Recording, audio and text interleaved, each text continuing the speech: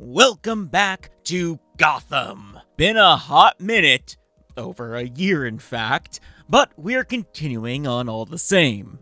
If you're new here, be sure to check out the first two videos, as in this one, I will be filling out the rest of the Bat family as it currently stands in this story. Previously, we discussed that Batman's primary partner is his adoptive daughter, Cassandra Wayne, who takes on the role of Batgirl after the death of Jason Todd and Barbara Gordon transitioning to Oracle after a killing joke happens.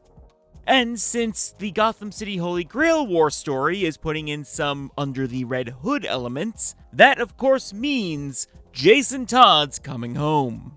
But before we can get to his story, we have to first begin with the end of Dick Grayson's run as the first Boy Wonder.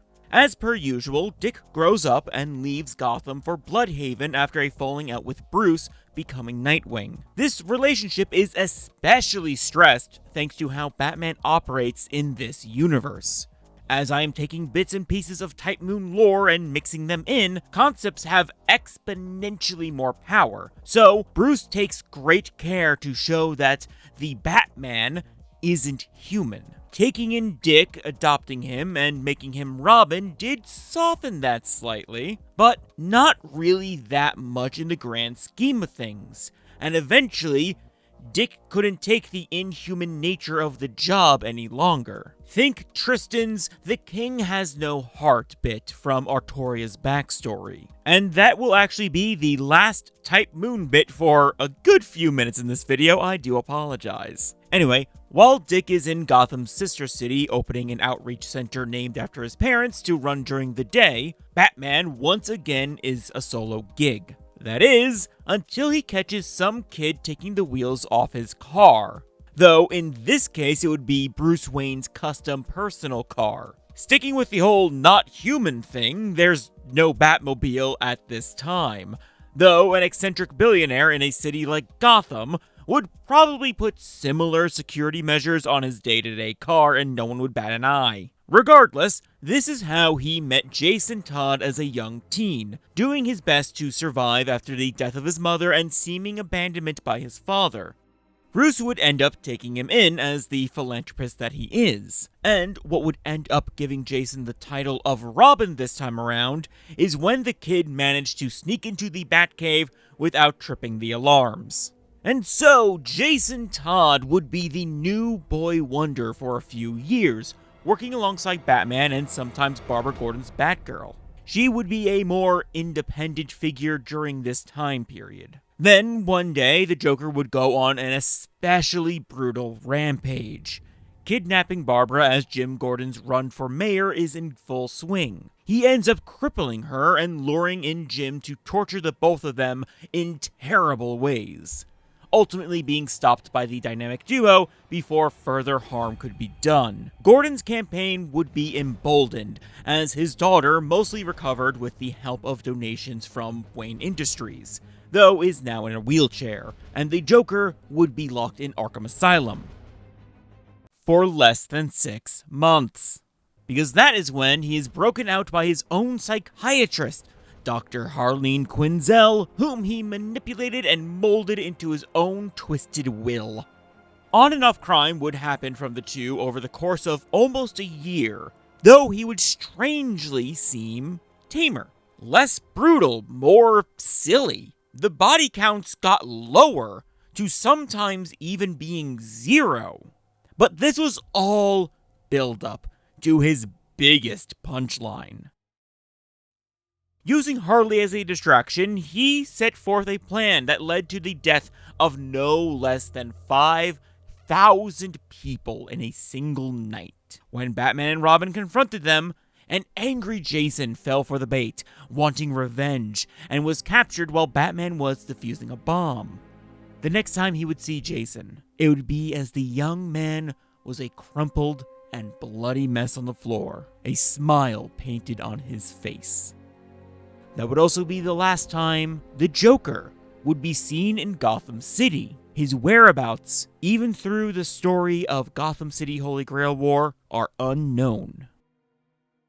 Flash forward a few years, and Ra's al Ghul is devising a plan to destroy Gotham City once and for all, using something known as the Holy Grail ritual. He does not plan to directly interfere, but sets forth his daughter, Talia, to be an extension of himself. However, Talia has plans of her own. In the interest of having an ace to play against Batman, she manages to procure the corpse of Jason Todd and resurrects him using the Lazarus Pit, wanting to use him as mana supply for the Servant and give herself more autonomy within the war. While she did expect the stint of madness that occurs when one is first forced back from the other side, she did not expect just how mad Jason would be.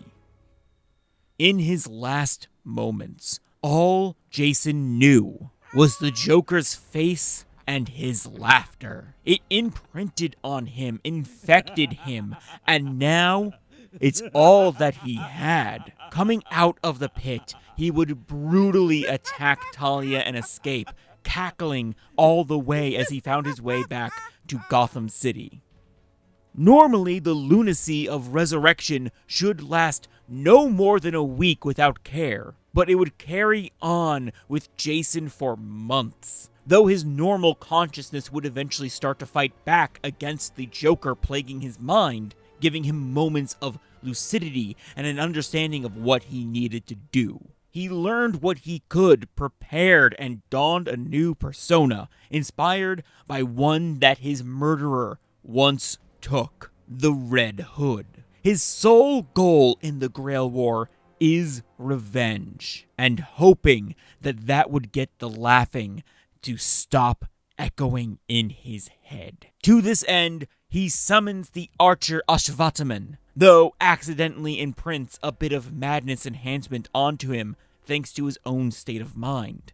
Throughout the story, he will flip between hunting down the Joker and performing Joker-esque crimes, which will lead Batman to question if he's finally returned or not.